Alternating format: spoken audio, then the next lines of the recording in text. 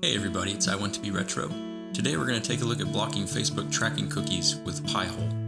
To start off, I'll demonstrate that I can currently reach Facebook.com. Next, let's navigate to the Pi-hole web interface and get logged in.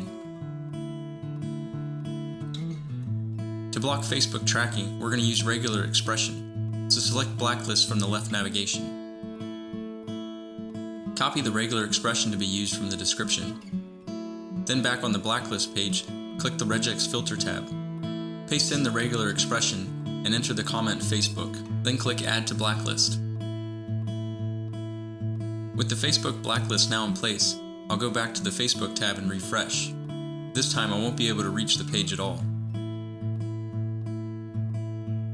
And if we navigate back to the Pi-hole query log, we'll notice that Facebook.com, as well as several other known Facebook tracking sites, have been blocked.